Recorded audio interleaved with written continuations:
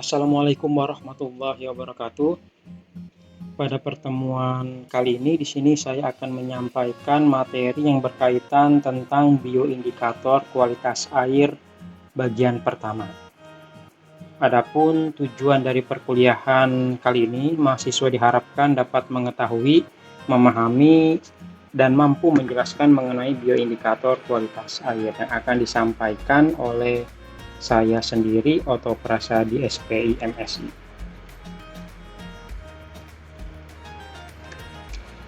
Pada materi bioindikator kualitas air ini akan disampaikan atau terdiri dari 6 bagian submateri.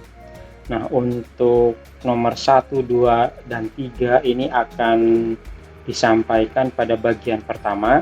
Kemudian untuk nomor 4, 5, 6 ini akan disampaikan pada bagian kedua atau pada video selanjutnya.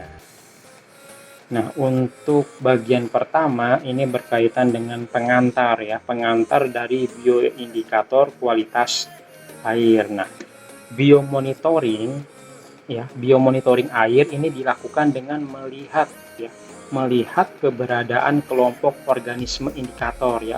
Jadi berdasarkan habitat atau berdasarkan tempat hidupnya atau habitatnya ya. Yang pertama itu adalah plankton. Nah, plankton ini adalah suatu organisme yang umumnya sangat kecil ya. Hidup melayang-layang di dalam air. Gerakan organisme ini sangat dipengaruhi oleh arus air. Artinya pergerakannya tidak bebas ya. Dibedakan menjadi fitoplankton, tumbuhan, dan zooplankton, hewan ya, zoo. Nah, yang kedua ini ada nekton. Nah, nekton ini adalah organisme yang dapat bergerak bebas, artinya pergerakannya ini tidak dipengaruhi oleh arus air ya. Dan salah satu contohnya adalah ikan. Nah, kemudian yang selanjutnya atau nomor 3 adalah neuston, organisme kecil yang bersandar atau berenang di dalam atau di permukaan air atau kelompok makroinvertebrata lainnya ya. Ini neuston ini seperti serangga air ya, yang hidup atau bergerak di atas permukaan air. Nah, kemudian yang keempat ini ada perifiton. Nah, perifiton merupakan organisme yang menempel atau merayap pada organisme atau benda yang lain ya, termasuk benda mati ya, yang menyembul ke permukaan air seperti kelompok alga, cyanobacter, mikroba, dan detritus yang hidup di dalam air. Kemudian yang kelima adalah mikrobentos ya, kelompok mikroorganisme yang hidup di dalam atau di permukaan air, merayap atau melekat di dasar perairan ya, seperti kerang-kerangan ya, yang membenamkan diri ke dalam substratnya.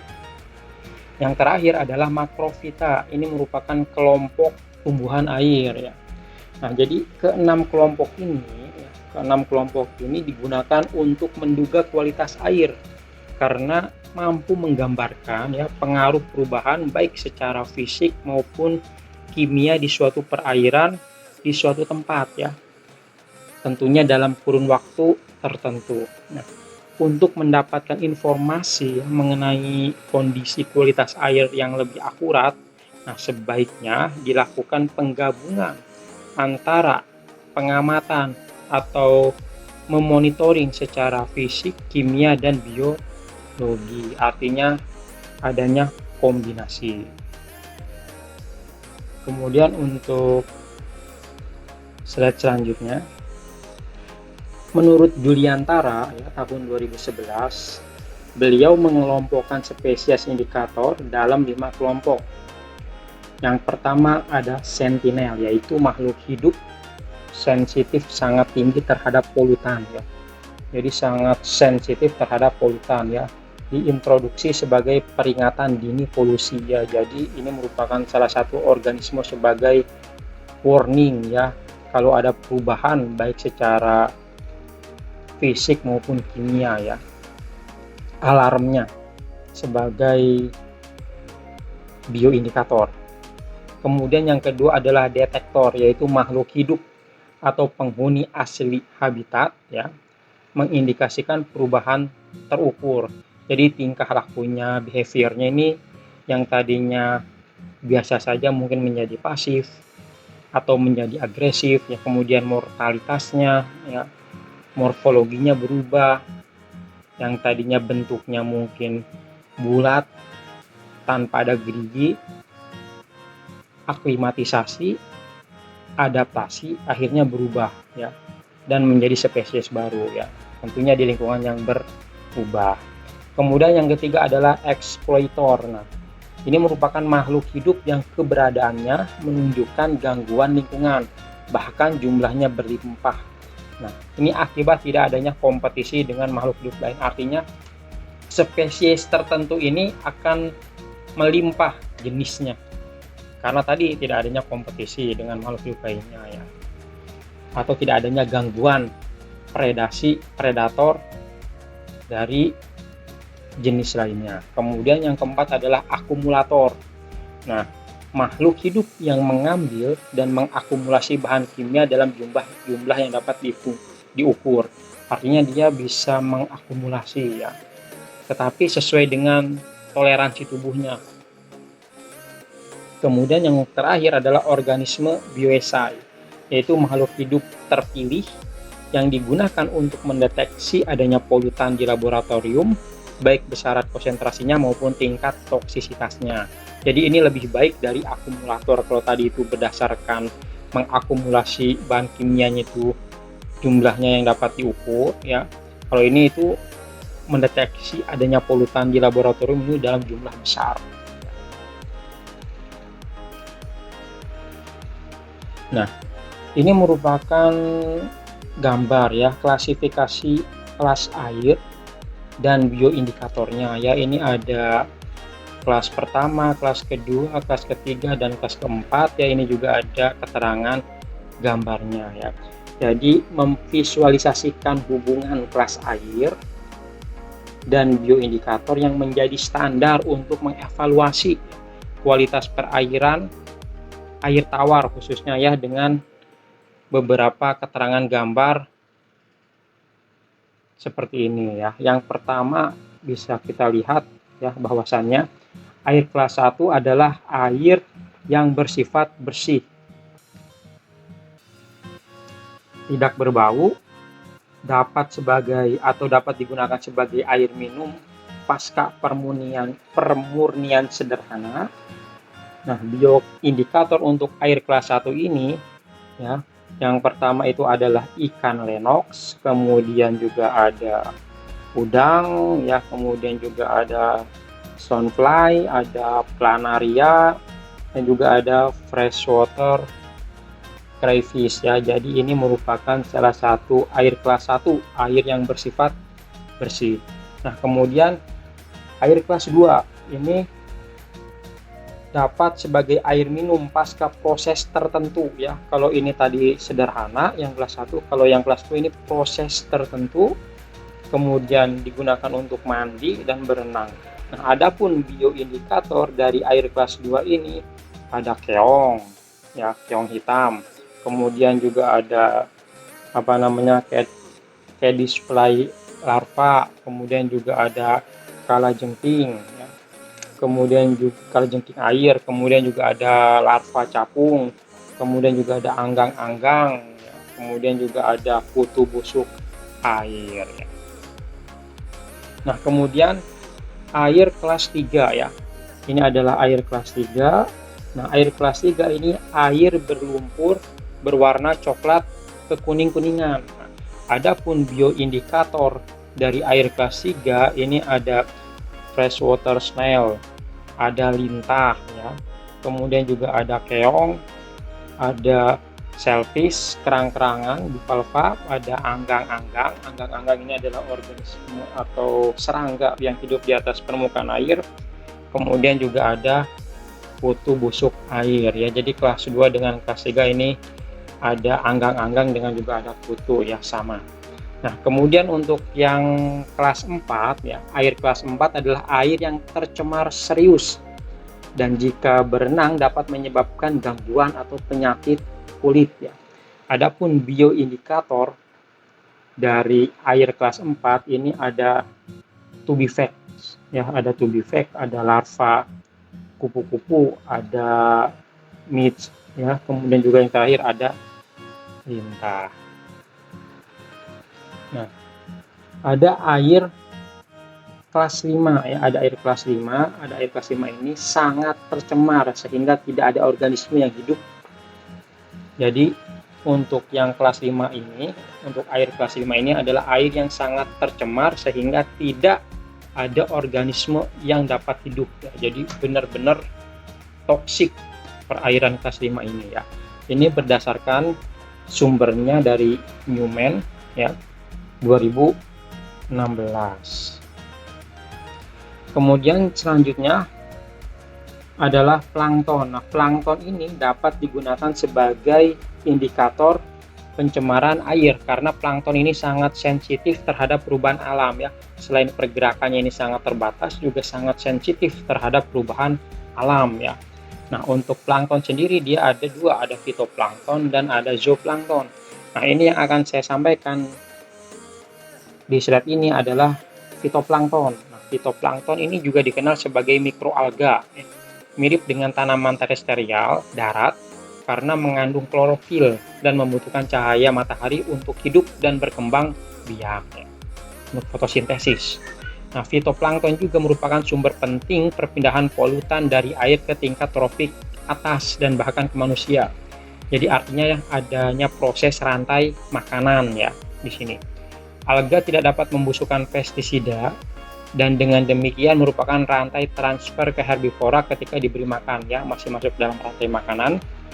Pengumpulan zat dan asupan memainkan peran penting dalam dinamika pencemaran fitoplankton ya. Jadi adanya perubahan fisik dan kimia ini akan mempengaruhi kondisi dari fitoplankton. Nah, jika cahaya terhambat itu akan menghambat asupan amonia dan nitrat oleh fitoplankton. Nah, ini adalah salah satu contoh gambar dari fitoplankton. Oke, selanjutnya, nah ini adalah jenis-jenis fitoplankton dan indikasinya ya. Jadi ini ada nomor 1 sampai dengan nomor 8, kemudian juga ada nama fitoplanktonnya ya. Ada juga indikasi. Indikasi ini adalah tanda-tanda yang menarik perhatian ya. Jadi kalau nomor 1 ini green algae ya. Green algae ini merupakan atau di sini indikasinya adalah memfasilitasi pertumbuhan ikan, artinya sebagai rantai makanan ya. Makanan awal atau makanan utama dari ikan ya, ini green algae. Kemudian yang kedua ini adalah moses atau liverwort ya. Jadi ini merupakan lumut daun maupun lumut api ya. Indikasinya adalah polusi oleh akumulasi logam. Jadi kalau polusi oleh akumulasi logam ya, logam itu banyak ya, ini akan timbul fitoplankton jenis ini ya. Tadi lumut daun dan lumut api ya. Kemudian ada Charophyta ya. Ini sejenis atau salah satu filum dari alga hijau ya. Ini adalah indikasinya perubahan kualitas air secara umum ya. Kemudian yang keempat nih ada Selanastrum ya. Ini juga sama. Selanastrum ini adalah genus dari ganggang hijau ya. Ini indikasinya adalah polusi air. Kemudian yang kelima adalah Wolffia globose ya. Ini merupakan spesies tanaman berbunga ya. Spesies tanaman berbunga ini untuk indikasinya kontaminasi dari CD kadmium. Kemudian yang keenam ada Euglena gracilis. Euglena gracilis ini merupakan alga bersel tunggal dalam genus Euglena. Ini juga indikasinya pencemaran organik di danau ya. Jadi pencemaran organik di danau pasti keluar ini ya. Kemudian yang ketujuh adalah Chlorella vulgaris. Nah, Chlorella vulgaris ini merupakan mikroalga hijau ya yang biasa digunakan sebagai suplemen makanan. Biasa kita jadikan suplemen makanan ya. Nah, ini membantu menghilangkan kontaminasi logam berat dari air ya dan tanah, karena juga tubuh kita ini 80% air ya. Mungkin ada keterkaitannya ya untuk membantu menghilangkan kontaminasi logam tadi. Kemudian yang terakhir adalah Chlorofocales ya. Ini seperti Chlorella vulgaris dan juga Falcatus ya. Ini adalah indikasinya. Ini merupakan ganggang hijau juga ya, bagian dari ganggang hijau. Indikasinya adalah indikator industri kertas dan limbah secara umum ya. Jadi ini salah satu tanda-tanda kalau ini ada, maka jenis-jenis ini akan ada atau dampak atau kegunaan untuk setiap spesies ini untuk menghilangkan beberapa indikasi ini. Ini berdasarkan Parma et al. Tahun 2016. Kemudian yang kedua adalah zooplankton. Nah, untuk zooplankton ini adalah hewan mikroskopis yang hidup di permukaan air. Mereka adalah perenang yang buruk, sebaliknya mengandalkan arus, dan arus sebagai mekanisme transportasi. Jadi pergerakannya itu dibatasi oleh arus. Nah, mereka memakan fitoplankton ya. Jadi memakan fitoplankton yang paling kecil, bakterioplankton atau detritus. Nah, zooplankton ini merupakan sumber makanan penting untuk ikan ya. Jadi dia dimakan lagi oleh ikan-ikan kecil, nanti ikan-ikan kecil dimakan oleh ikan-ikan besar. Kemudian mereka juga memainkan peran penting sebagai bioindikator dan membantu mengevaluasi tingkat pencemaran air ya. Di komunitas air tawar ya, bersama dengan ikan, mereka adalah suplemen makanan utama bagi banyak spesies laut lainnya. Jadi zooplankton dan ikan-ikan kecil merupakan makanan utama ya bagi jenis-jenis biota lainnya. Nah, mereka diasumsikan menjadi bagian penting dalam menunjukkan kualitas air, eutrofikasi, pengkayaan, dan produksi tubuh air, dan produksi air tawar ya. Untuk menentukan status badan air tawar, perlu untuk mengukur variasi musiman dan kehadiran zooplankton. Jadi, untuk mengetahui status suatu perairan, khususnya air tawar, itu perlu pengukuran secara time series ya, berdasarkan musiman, berdasarkan kehadiran zooplankton ya. Ini adalah beberapa contoh gambar dari zooplankton. Nah, kemudian ini merupakan grafik dari jenis-jenis zooplankton dan indikasinya. Indikasi tadi itu merupakan tanda-tanda yang menarik perhatian ya. Rotifera yang pertama adalah rotifera. Rotifera ini menunjukkan status trofik ya, menunjukkan keadaan suatu perairan ya, status trofiknya apakah kaya akan nutrisi dan hal lainnya ya. Kemudian nomor 2, 3, 4, 5 sampai dengan 13 ya. Nah, untuk pelinta ini adalah juvenilnya ya, ukuran kecilnya ya, sehingga masuk ke dalam kategori zooplankton seperti kopepod yang kecil-kecil ya, lintah bagian kecil-kecil, karena pergerakannya itu dibatasi oleh arus ya. Beda seperti nekton yang pergerakannya bebas ya.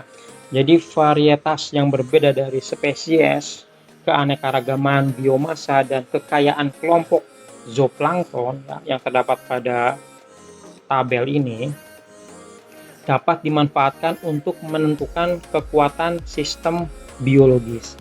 Nah, jadi potensi zooplankton ini sebagai spesies bioindikator ini sangat tinggi dengan alasan bahwa perkembangan dan pengangkutannya tunduk pada beberapa abiotik, misal ya suhu, kemudian asin, rasa asin, stratifikasi dan polutan, dan juga parameter biotik, misal pembatasan makanan, predasi, dan persaingan lainnya. Ini merupakan salah satu contoh gambar dari zooplankton ya. Jadi ini merupakan ukuran-ukuran kecil ya, dari lintah, dari kerang-kerangan ya, atau dari kepiting ya. Kemudian selanjutnya adalah pengambilan sampel. Nah, pengambilan sampel fitoplankton ini mengikuti Badan Penelitian Perikanan Laut BPPL 1989, yaitu menggunakan jaring plankton ukuran 25 atau dapat pula menggunakan ukuran 250 meses ya. Nah, sampel fitoplankton yang terjaring kemudian dimasukkan ke dalam botol ya, botol sampel, dan diberi formalin jika pengambilan sampel dengan pengecekan secara laboratoriumnya membutuhkan waktu lama, jadi diawetkan agar struktur morfologinya tidak rusak ya. Tapi kalau misalkan pengambilan sampel dekat dengan lab, tidak perlu diberi formalin, langsung diamati. Nah, selanjutnya dilakukan analisis di laboratorium. Nah, selain pengambilan sampel fitoplankton juga dilakukan pengukuran kualitas air dengan menggunakan water checker ya. Nah, ini adalah salah satu contoh alat ya yang digunakan untuk mengambil plankton ya, jaring plankton ya. Jaring plankton di sini ada pengikatnya, di sini ada bibir jaringnya. Kemudian nanti akan masuk, ini adalah botol film atau tempat sampel plankton ini tertangkap ya. Ini ada video ya, kita lihat bersama-sama video pengambilan fitoplankton.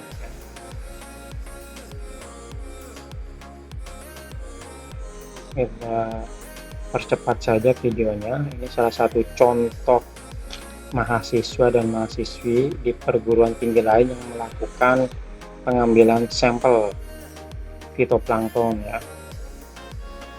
Nah, jadi si planktonet ini dipegang oleh satu orang. Nah, satu orang lainnya ini mencoba mengambil air menggunakan ember ya, entah itu 10 ember atau berapapun sesuai dengan arahan atau instruksinya, kemudian dimasukkan ke dalam planktonet ini. Yang perlu diperhatikan adalah pada saat mengambil air ini harus harus hati-hati, pelan-pelan, karena plankton ini pergerakannya ini dipengaruhi oleh arus. Nah, pada saat kita mengambilnya secara keras atau kasar maka akan mempengaruhi ya. Jadi hati-hati. Nah, kemudian ini bisa kita lihat ya, botol film atau botol khusus untuk menangkap fitoplanktonnya dimasukkan, kemudian juga dilakukan penyemprotan ya dengan aquades sampai benar-benar bersih.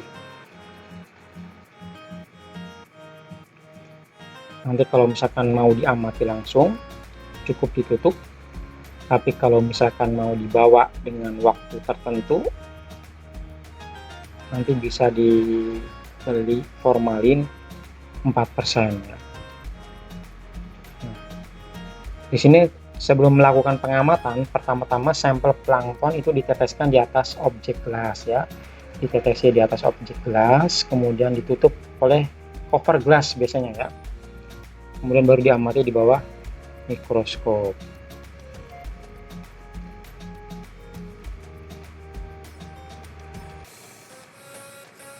Oke, nanti pada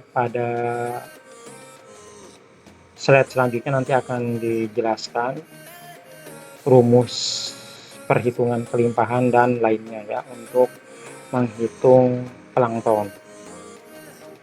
Oke, ini setelah objek gelasnya ditetesi sampel plankton tadi, kemudian diamati di bawah mikroskop ya.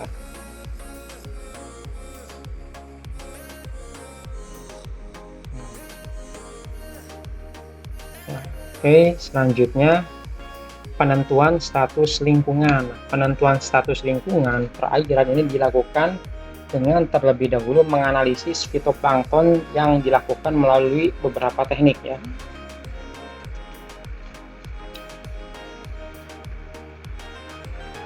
Nah, yang pertama adalah menghitung kelimpahan fitoplankton. Nah, menghitung kelimpahan fitoplankton ini tadi menggunakan gelas objek ya, Sedgwick Refter Counting Cell atau SRCC dengan satuan individu per liter, IND per liter, dengan rumus sebagai berikut ya.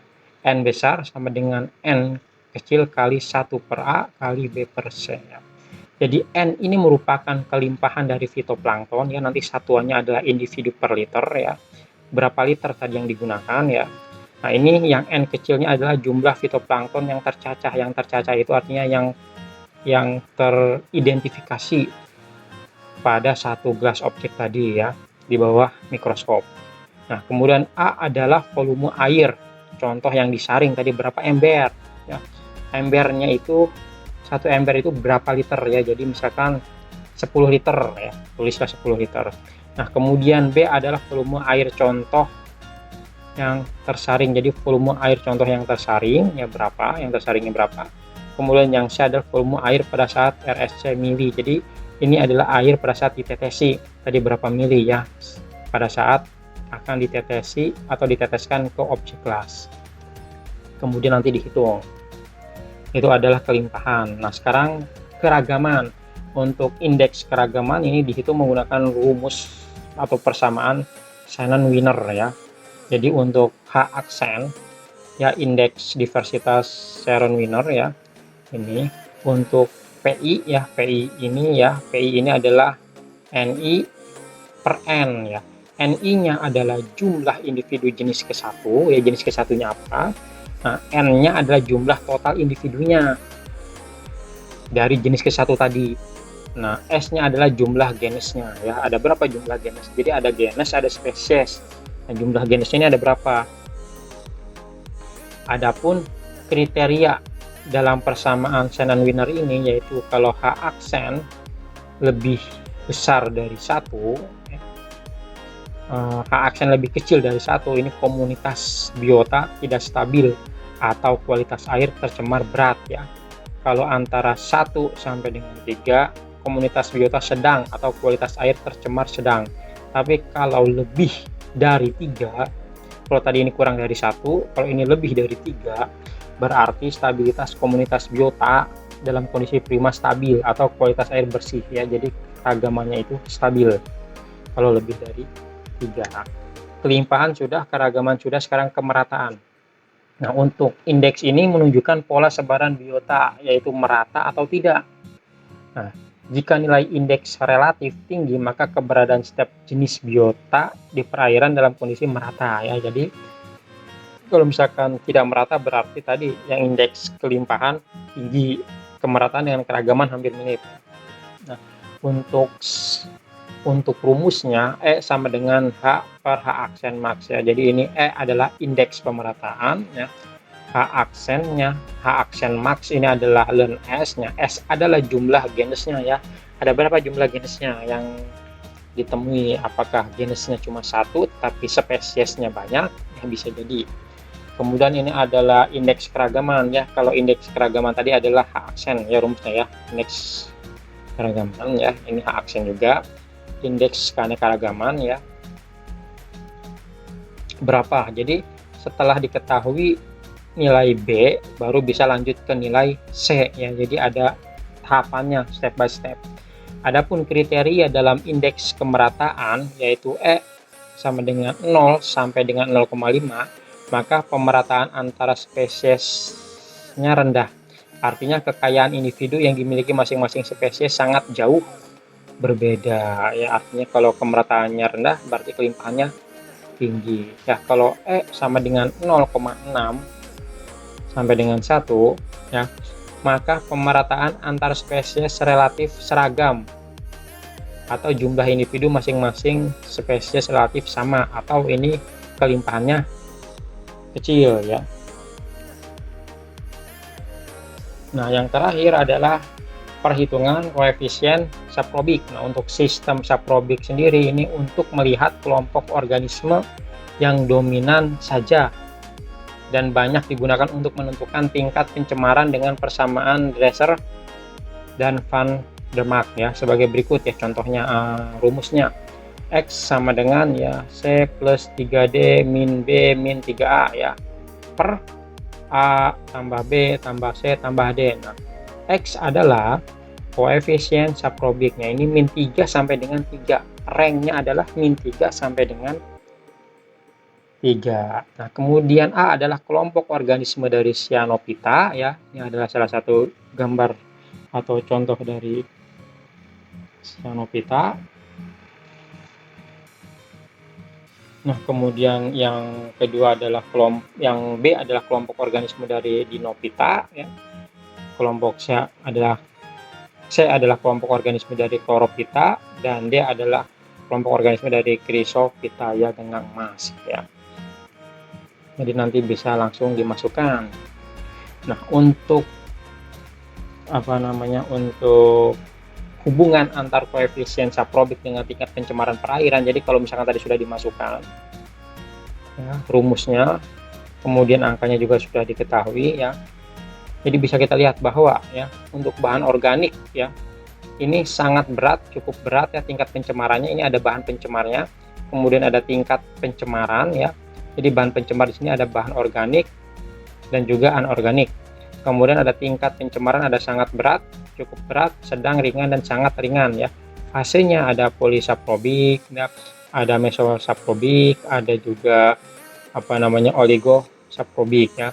Jadi untuk koefisien saprobiknya tadi min 3 sampai dengan 3 ya. Jadi dilihat kalau sangat berat ya untuk polisaprobik ya, itu min 3 sampai dengan 2. Kalau misalkan yang cukup berat ini min 1,5 sampai dengan min 1 ya, semakin mengecil ya.